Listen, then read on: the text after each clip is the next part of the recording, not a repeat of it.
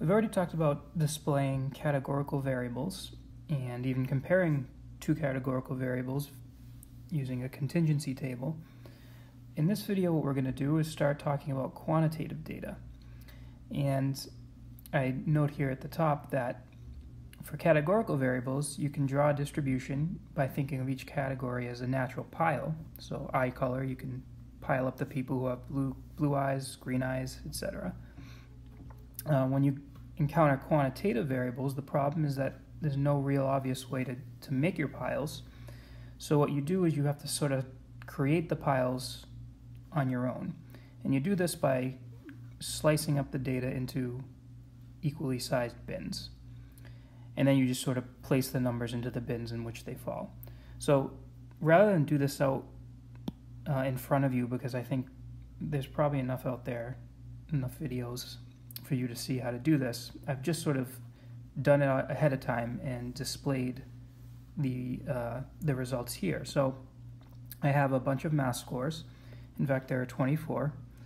And in order to make my frequency table, I decided to make my bins of length 5. So the first one is in 45 to 49, and I would just put into that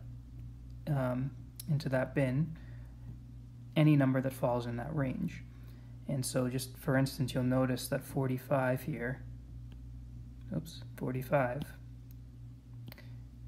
happens to fall in that range. So this number got put, or corresponds to this one here, right? There's only one. And that tells us also that,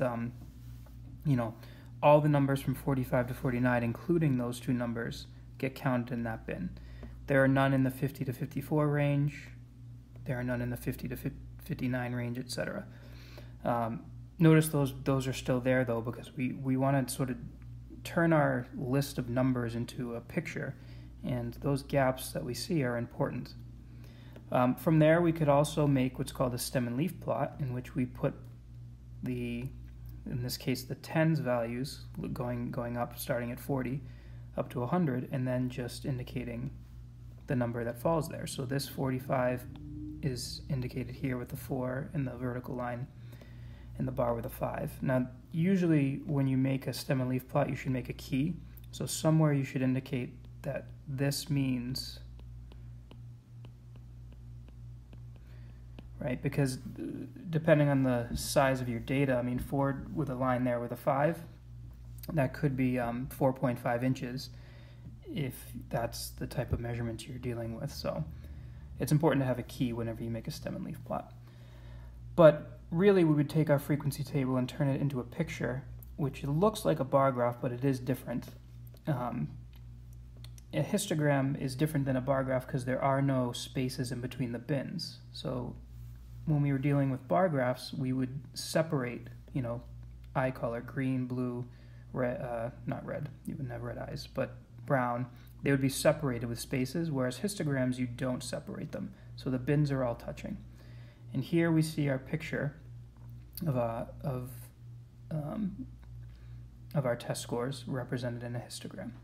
And of course, you would probably want to give these things a title, but in any case, here's our histogram, and from here, basically what we're going to want to be able to do is just be able to talk about the histogram, what it tells us about the data, certain interesting features we notice.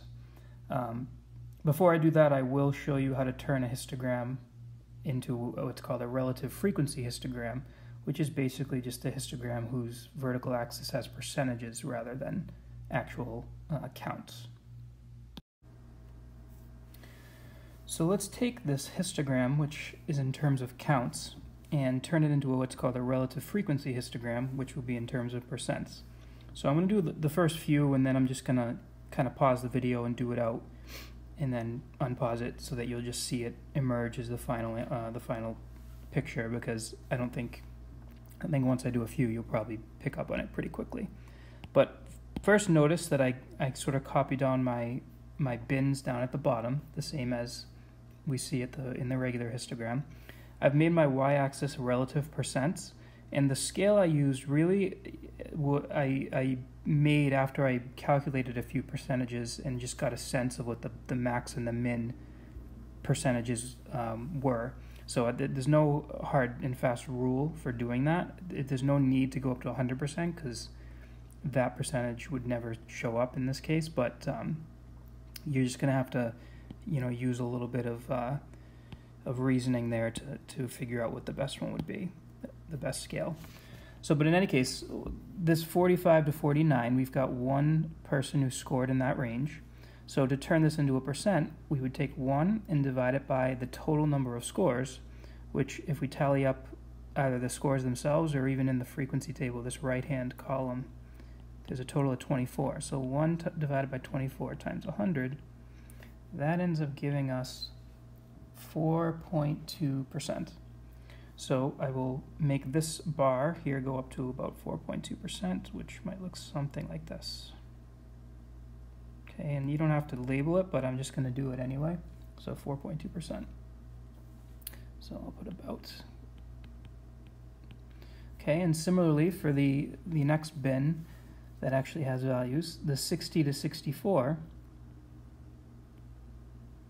The 60 to 64 bin has, looks like 3. So if you do 3 divided by 24 and then times by 100, that will give you your percentage. And I did that, it's about 12.5%.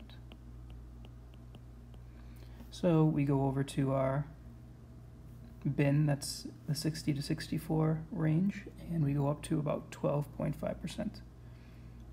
Okay, and so on. So the advantage of a relative frequency histogram is percentages are sort of a common type of unit we think about in statistics.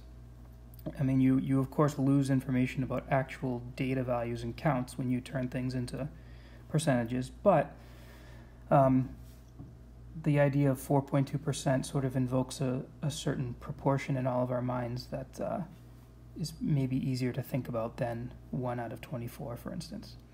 So I've done the first few bars. I'm going to pause the video, and then when I unpause it, you'll see it all completely done. You might want to try doing the rest on your own, see if they agree. All the bars, percentages added up, should total 100%, so that's one way you can check.